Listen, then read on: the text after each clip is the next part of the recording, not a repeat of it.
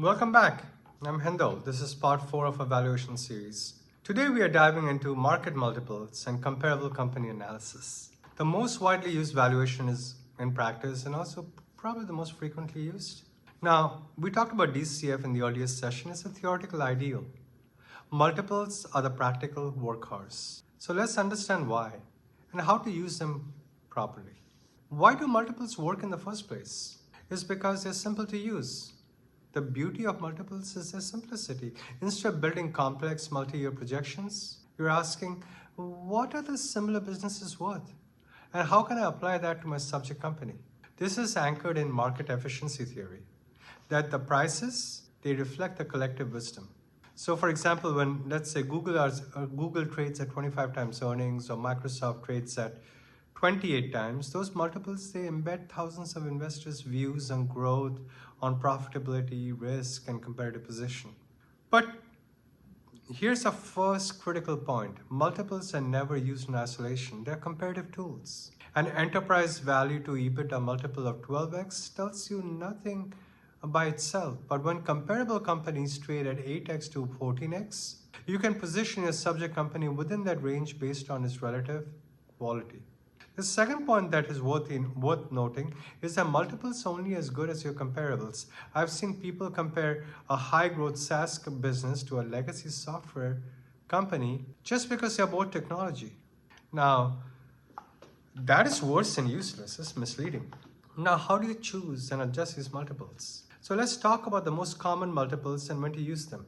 Enterprise value to EBITDA is a workhorse for operating businesses. The enterprise value, it captures the total equity and then you add the debt and you take out the cash. That's what it is, equity plus debt minus cash. And EBITDA is earnings before interest, taxes, and depreciation amortization.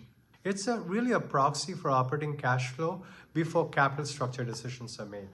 And why do we use EBITDA? It normalizes for different capital structures and depreciation policies. And two companies might have identical operations but different debt levels and different accounting for assets. EBITDA levels the playing field.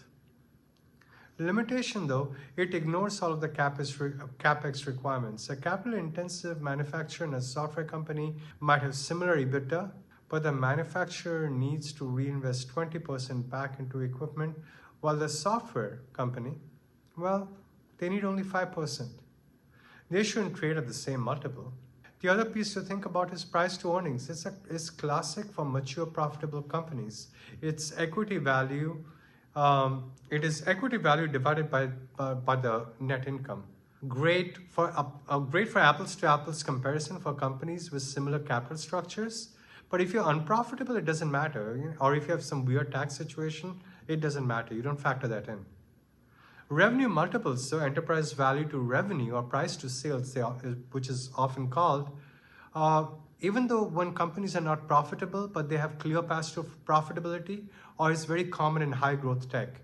The challenge though is that with revenue quality, it varies enormously. Recurring subscription revenue deserves a higher multiple than one-time project revenue.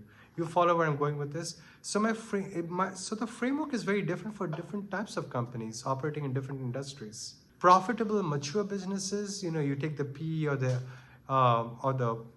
P ratio or the multiple ratio.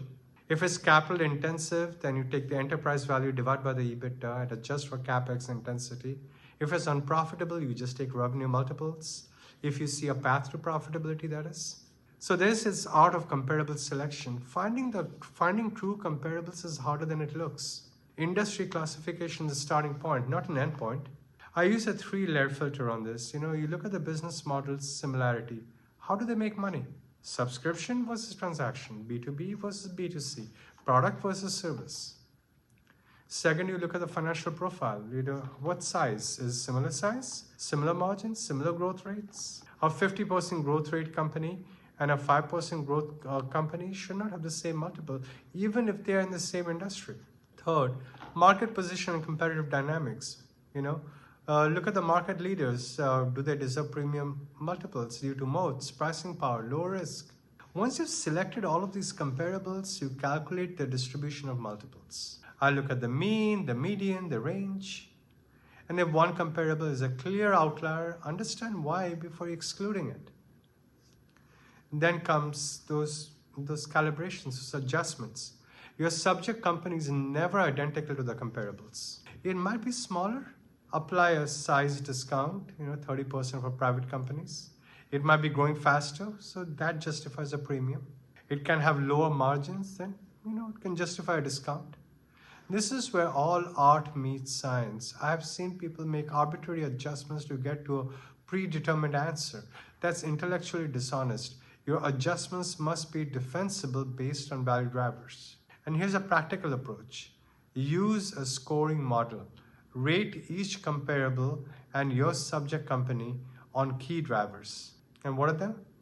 Growth, margins, market position, customer concentration, and management quality. Weight these factors. This makes your adjustments systematic rather than arbitrary. Multiples are very powerful tools when used rigorously. They reflect the market reality, but they are also subject to market sentiment. They're also subject to market bubbles and periods of irrational exuberance. In part 5, we'll explore how to adjust evaluations for control, for liquidity, and other factors that create discounts and premiums. Thank you for watching. See you next time. We will discuss the premiums and discounts next time. That's important because it relates to what I've been talking about. And we'll talk about control and liquidity and the key person impact on valuation. Take care. Bye-bye.